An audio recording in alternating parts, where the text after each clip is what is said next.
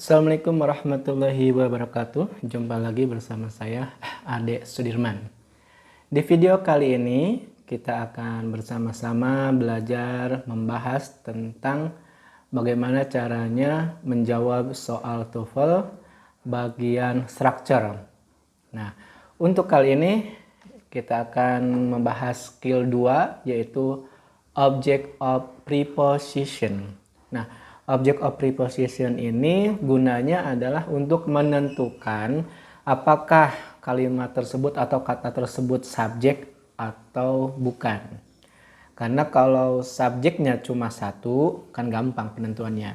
Cuma terkadang dalam soal TOEFL itu, it's not as simple as we think. Kita tidak sesederhana yang kita pikirkan.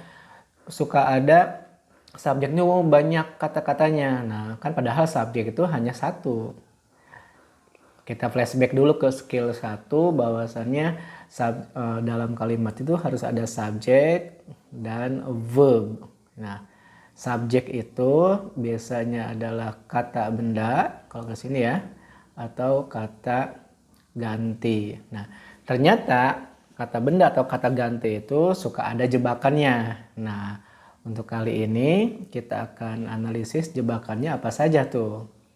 Salah satunya adalah menggunakan preposition. Apa preposition? Kata depan. Jadi tidak semua kata benda atau pronoun, kata ganti yang ada di awal kalimat itu adalah subjek. Kata benda atau pronoun itu adalah subjek, tidak semuanya. Nah, ketika kata benda atau kata pronoun itu didahului oleh preposition, seperti apa? Seperti in, at, of, to, by, behind, on, and many more. Itu bukan subjek, tetapi itu adalah sebuah bentuk dari prepositional phrase atau objek yang mengandung preposition. Jadi itu adalah objek. Walaupun kata benda itu, tetapi itu bukan subjek. Misalkan contohnya seperti ini. Misalkan di TOEFL itu contohnya adalah to Mike bla bla bla was a big surprise. Nah, di skill 1 kita menganalisis mana subjeknya, mana verbnya. Nah, kalau verb kemarin kita bahas, pertama adalah main verb, kata kerja utama, kedua adalah linking verb. Linking verb itu salah satunya adalah to be. Nah, kita analisis di sini. Ada enggak verbnya? Ada. Berarti yang tidak ada itu subjek. Nah, subjek adalah noun sama pronoun. Kita lihat di sini. Ternyata ini juga tuh Mike bisa aja kan subjek. Karena dia adalah pronoun. Nah, lihat Mike. Tapi dia digugurkan oleh to, oleh preposition, maka ini bukan subjek. Maka di sini kita cari dibutuhkan mana nih subjek. Subjeknya adalah bisa noun, bisa pronoun. Apakah really? Bukan. Apakah funny? Lucu? Bukan. Apakah when? Juga bukan. Nah, ciri-ciri subjek kemarin juga saya sudah bahas di skill 1, suka ada the. Nah, itu adalah subjek. Di sini ada the-nya yang be, maka subjeknya adalah be, the party. Cuma the party was a big surprise. Oke? Nah, itu salah satu fungsinya. Jadi sebanyak apapun kata, kita analisis saja kalau sebelum kata benda itu ada preposition, maka ini bukan subjek. Kita lihat. Oke, kita hapus dulu. Nanti kita lihat contoh-contohnya. Ya. Kita fokus ke sini. Kita lihat, misalkan di sini ada the trip to the island. The trip to the island on Saturday will last for 3 hours. Nah, kita analisis kata bendanya mana. Ternyata kata bendanya itu adalah island. Ya, misalkan ada lagi Saturday, bisa lagi 3 hours. Bisa juga the trip. Nah, kemudian langkah berikutnya analisis. Mana prepositionnya? Ini preposition, ini preposition, ini preposition. Maka kita kasih kurung, itu adalah bukan subjek. Ketika kita analisis ternyata subjeknya adalah trip. Nah, apakah ada verbnya? Ada, will last. Maka hanya ini fokusnya, the trip will last. Maka subjeknya adalah the trip. Itu jadi kemampuan kita menganalisis mana subjek atau bukan, mana preposition, mana kata benda, mana kata ganti, itu akan sangat membantu kita dalam mengerjakan soal TOEFL bagian structure. Jadi fokusnya sekali lagi, skill 2 itu masih sama dengan skill 1, menentukan subjek dan verb. Itu aja. Analisis apakah ada subjek, apakah ada verb. Nah, pada kesempatan kali ini kita tidak langsung kepada soal. Nanti kita latihan dulu menentukan subjek atau verb, atau menentukan apakah kalimat ini lengkap atau tidak. Catatannya ini. A preposition is followed by a noun or pronoun that is called an object of preposition. If a word is an object of a preposition, it's not the subject. Jadi clear ya. Preposition itu diikutin oleh kata benda dan kata ganti atau kata ganti yang disebut dengan objek preposition. Jika sebuah kata adalah objek preposition, maksudnya adalah kata benda atau pronoun yang didahului oleh preposition, maka itu adalah bukan subjek. Itu aja kesimpulannya. Kita lihat kata benda, ada kata benda atau pronoun, lihat kata sebelumnya apakah ada preposition. Kalau ada, pastikan itu bukan subjeknya. Kenapa harus menentukan gitu? Karena berkaitannya dengan verb agreement. Kalau subjeknya singular, maka verbnya singular also. Subjeknya plural, maka verbnya plural. Oke? Clear teman-teman? Sekarang siapkan alat tulisnya. Kita akan latihan soal. Latihan, kita akan menganalisis mana subjek, mana verb. Udah gitu, apakah subjek dan verbnya agreement. Kalau itu ada correct, ada incorrect. Kita lihat di sini. Each of the following sentences contain one or more prepositional phrases. Underline the subject. Kalau ada subjek, kita garis bawahi. Once, 1 kali. Kalau ada verb, kita garis bawahi twice, 2 kali. Then circle the prepositional phrases that come before the verb. Kalau gitu, dilingkarin kalau ada preposition sebelum kata benda atau kata ganti. Nah, kita lihat di sini, latihan dulu. Nah, kenapa nomor 1 itu betul? Correct. Pertama analisis dulu. Mana ada nggak prepositionnya? Ada ini. Ini kata benda. Maka ini bukan subjek. Mana subjeknya? Ada nggak subjeknya? Ini ada the. Nah ini aja. Masih bahas 1 kali. Mana verbnya? Ini to be atau linking verb. Jadi masih berkaitan dengan skill 1 kemarin. Ya.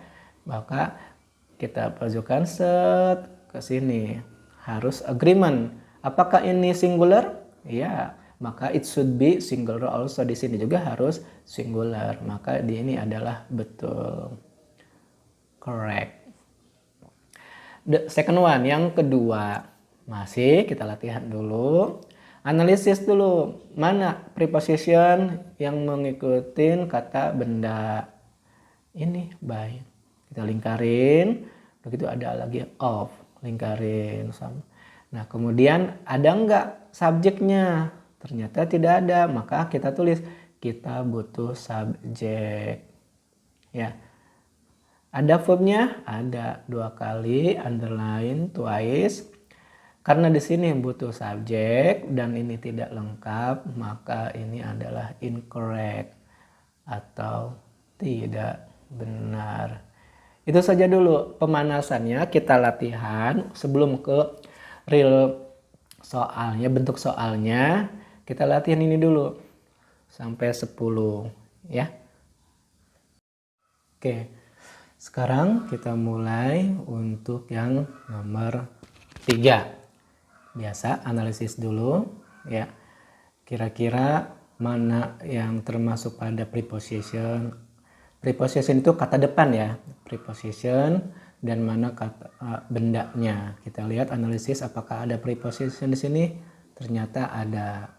Mana ini prepositionnya, terus ini kata bendanya, maka dilingkarin. Ini juga kata benda, ini ada preposition, kita lingkarin ya. Ternyata sampai sini berarti.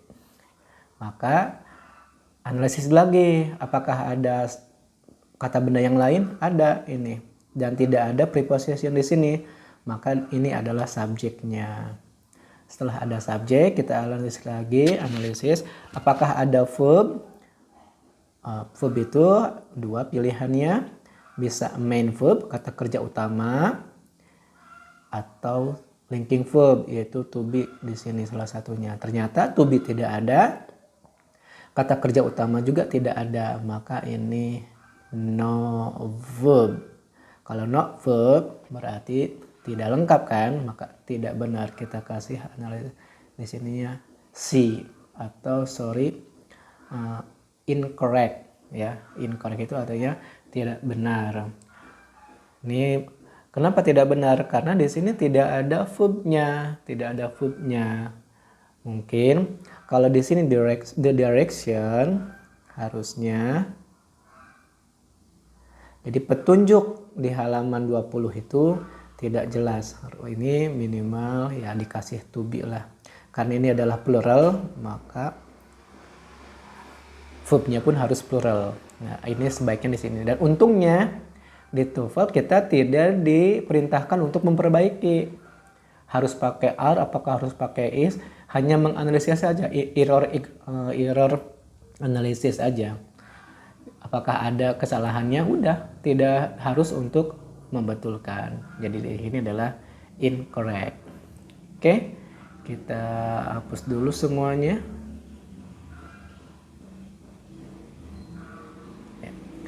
Di sini tadi itu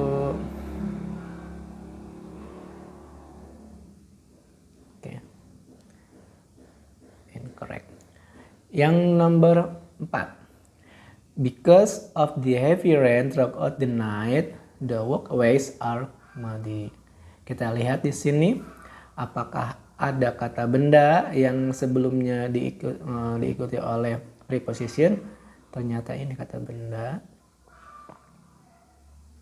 Sampai sini. Nah, ini 1. Ada lagi the night. Sampai sini 1.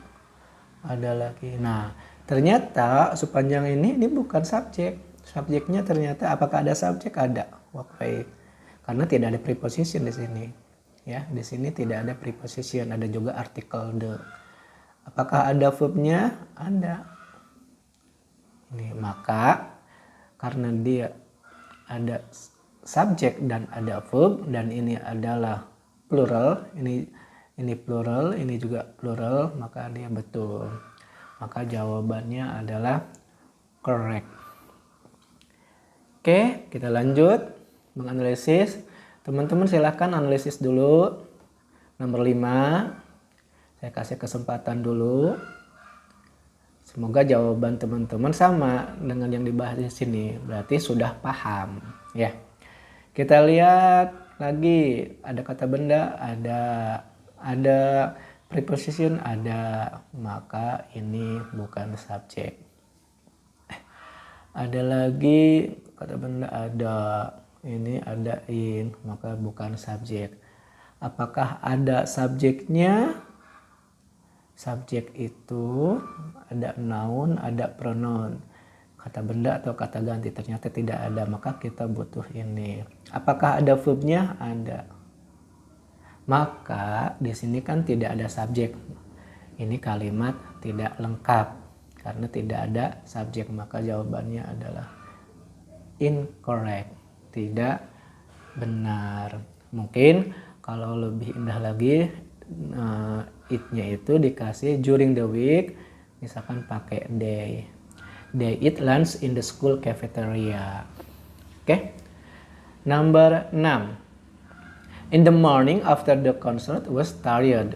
Nah, kita analisis lagi. Oke, teman-teman fokus mana prepositionnya. Ini. Ada lagi. Ini. Kita lingkarin. Ini kata benda. Set. Ini juga sama. Set. Ada subjeknya? Ternyata tidak ada. Semuanya habis nih. Tidak ada subjek. Apakah ada verbnya? Ada. Maka karena ini tidak ada subjek, tidak lengkap, maka kita menyimpulkan bahwa ini tidak benar, bukan sebuah kalimat. Itu mungkin kalau dikasih subjeknya he atau she, bagus. He was tired. Dia lelah. Oke, jadi incorrect ya. Nomor 7. Silakan teman-teman analisis dulu apakah ada prepositionnya. Semakin kita latihan banyak, semakin terbiasa. Karena dalam mengerjakan soal ini waktunya terbatas. Nah, in. Ada lagi to. Kayak in sama to. Kita innya ke sini. Set. To the mountains. Sini. Set. Apakah ada subjek, noun atau pronoun? Alhamdulillah di sini ada trip ya, atau the trip. Apakah ada verb? Ada 2. Nah, kita hubungkan. Apakah agreement? Apakah ini singular? Iya. Apakah ini singular? Iya. Maka karena ini sama-sama singular, itu namanya agreement. In the summer, the trip to the mountains is our favorite trip. Ya, correct. Number 7 itu betul. Number 8. Seperti biasa, mungkin teman-teman sudah tahu jawabannya ini. Karena sudah latihan banyak ya. Tapi kita analisis lagi. Apakah ada preposition? Ada. Apakah selain in ada? Ada. Terus apa lagi? Ada of. Ada lagi in. Ada lagi of. Kalau kita lingkarin di sini, in a box, on the top shelf of the cabinet, in the hallway of the house. Ternyata ini tidak ada subjek, tidak ada verb. Ya, nomor 8 itu. Tidak ada subjek, tidak ada verb. Jelas ini mah bukan kalimat walaupun kata-katanya banyak. Ya. In a box, on the top shelf of the cabinet, in the hallways of the house. Nggak ada subjek, tidak ada verb. Maka ini adalah incorrect. Tinggal 2 lagi tersisa. Alhamdulillah. Semoga teman-teman sudah ada bayangan. Fokus aja mana preposition yang mengikuti kata benda, maka itu bukan subjek. Nah ini with, in, through. Kita lingkari with, in sampai sini, in her hand sampai sini, through sampai sini. Nomor 9. Ternyata apakah ada subjeknya? Ini habis, ini habis. Maka tidak ada subjek. Apakah ada verbnya? Ada. Karena ini missing the subject, tidak ada subjek, ini bukan kalimat. Maka ini adalah incorrect. Oke, the last, yang terakhir. Seperti biasa, kita analisis lagi apakah ada preposition atau tidak. Ada at, ada in, ada on, ya, ada beside. Kita lingkarin seperti biasa, on, in the morning, on the table, beside the bed. Oke, ini keren nih kalimat. Apakah ada subjek? Ternyata ada, alarm clock. Ya, apakah ada verb? Ternyata ada. Analisis berikutnya, apakah mereka subjek dan verbnya agreement, sama-sama tunggal atau jamak? Alarm itu singular, orang itu singular, maka itu betul, ini subjek, ini verb. Maka untuk nomor 10 itulah correct. Ya, itu latihannya teman-teman, semoga bisa mendapatkan gambaran bagaimana cara mengerjakan soal TOEFL bagian structure nomor 1 sampai nomor 15 skill 2. Skill 2 sama skill 1 itu sama-sama saja mencari subjek dan verb agreement-nya. Cuma masalahnya di skill 2 ini lebih kompleks. Kenapa? Karena subjeknya itu banyak, kita menganalisis lagi, tidak hanya langsung menentukan subjek satu kata saja, tapi suka ada 2, 3, 4, bahkan lebih, bahkan tidak ada subjek, tidak ada verb, walaupun kalimatnya panjang. Ini yang seperti nomor 8 ini. Ya, cirinya adalah ada preposition. Terus gimana contoh soal nyatanya? Nanti ini contoh soalnya seperti ini.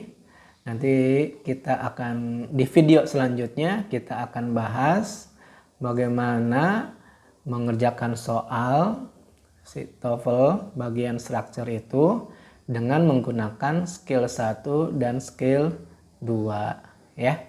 Semoga teman-teman bisa mengulang terus video dari Adik Sudirman Channel ini, terutama untuk skill 1 dan skill 2. Bagi yang belum lihat skill 1 subjek dan verb, silahkan pelajari dulu di sana.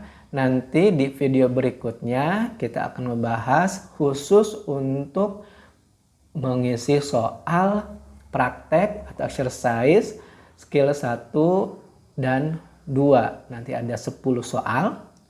Kita lihat apakah skill yang sudah kita pelajarin ini cocok atau sesuai enggak, atau bisa digunakan secara simple dan cepat tidak untuk soal nomor 1 sampai nomor 10. Oke, mungkin itu saja dulu untuk kali ini. Kesimpulannya adalah skill 2 itu adalah object of preposition. Bahwasannya si object preposition itu kalau ada kata benda yang sebelumnya ada kata depan, itu bukan subjek. Itu bukan subjek. Ini. Oke, terima kasih atas perhatiannya. Tetap berlatih. Semoga ini adalah cara kita untuk menambah wawasan tentang pengerjaan soal TOEFL. Selamat berlatih. Assalamualaikum warahmatullahi wabarakatuh.